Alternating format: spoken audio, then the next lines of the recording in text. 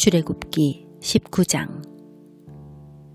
이집트를 떠난 지 꼭 석 달 만에 이스라엘 백성은 신의 광야에 이르렀습니다.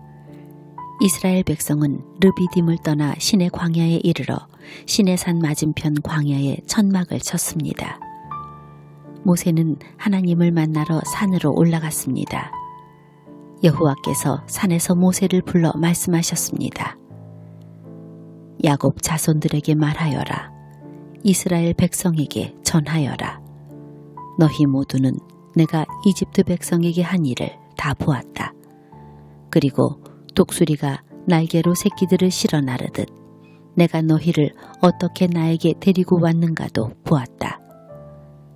그러므로 이제 너희가 내 목소리를 듣고 내 언약을 지키면 너희는 모든 백성 중에서 나의 보물이 될 것이다. 온 땅의 백성이 다 내게 속하였지만 너희는 내게 제사장 나라와 거룩한 백성이 될 것이다. 너는 이 말을 이스라엘 백성에게 전하여라. 그리하여 모세는 산 아래로 내려가서 백성의 장로들을 모아놓고 여호와께서 명령하신 모든 말씀을 다 전했습니다. 그러자 모든 백성이 한 목소리로 대답했습니다. 우리는 여호와께서 말씀하신 대로 다 하겠습니다. 모세는 백성들의 말을 여호와께 알려드렸습니다. 여호와께서 모세에게 말씀하셨습니다. 내가 짙은 구름 속에서 너에게 갈 것이다. 그래서 내가 너와 이야기할 때에 백성들이 듣고 언제까지나 너를 믿도록 할 것이다. 모세가 백성의 말을 여호와께 알려드리자 여호와께서 모세에게 말씀하셨습니다.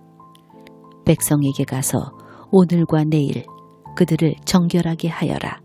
옷을 빨게 하고 셋째 날을 준비하게 하여라. 그날에 나 여호와가 모든 백성이 보는 가운데 시내산으로 내려갈 것이다. 너는 백성의 둘레에 경계선을 정해주어 백성이 그 경계선을 넘어오지 않도록 하여라. 백성에게 산으로 올라가지도 말고 산기슭을 밟지도 말라고 일러라.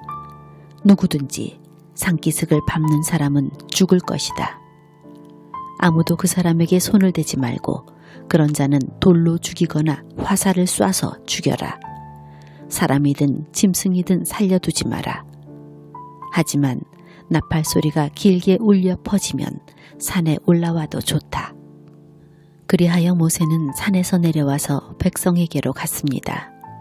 모세는 백성을 정결케 했고 백성은 옷을 빨았습니다. 모세가 백성에게 말했습니다. 셋째 날을 준비하시오. 여자를 가까이 하지 마시오. 셋째 날 아침이 되었습니다. 산 위에 짙은 구름이 끼면서 천둥과 번개가 쳤습니다. 그리고 굉장히 큰 나팔 소리가 울려 퍼지자 진에 있던 모든 백성이 두려워 떨었습니다. 모세는 백성들이 하나님을 만나도록 하기 위해 백성들이 사는 천막에서 백성을 이끌고 나왔습니다. 백성은 산기슭에 섰습니다. 신의 산은 연기로 덮여 있었습니다. 왜냐하면 여호와께서 불 속에서 산으로 내려오셨기 때문입니다. 마치 가마에서 나는 연기처럼 산에서 연기가 솟아올랐습니다. 그리고 산 전체가 크게 흔들렸습니다. 나팔 소리가 점점 커지는 가운데 모세가 말하고 하나님께서 소리를 내어서 모세에게 대답하셨습니다. 여호와께서는 신의 산 꼭대기로 내려오셔서 모세를 산 꼭대기로 올라오게 하셨습니다. 그래서 모세는 산 꼭대기로 올라갔습니다. 여호와께서 모세에게 말씀하셨습니다. 내려가서 나를 보기 위해 가까이 나오지 말라고 백성에게 경고하여라. 그렇지 않으면 많은 사람이 죽을 것이다. 나에게 가까이 나오는 제사장들도 스스로를 정결하게 하지 않으면 여호와인 내가 그들에게 벌을 내릴 것이다. 모세가 여호와께 말씀드렸습니다. 백성은 신의 산으로 가까이 올 수 없습니다. 주님께서 산 둘레에 경계선을 정하시고 산을 거룩하게 하라고 말씀하셨기 때문입니다. 여호와께서 모세에게 말씀하셨습니다. 내려가서 아론을 데려오너라. 하지만 제사장이나 백성은 가까이 오지 못하게 하여라.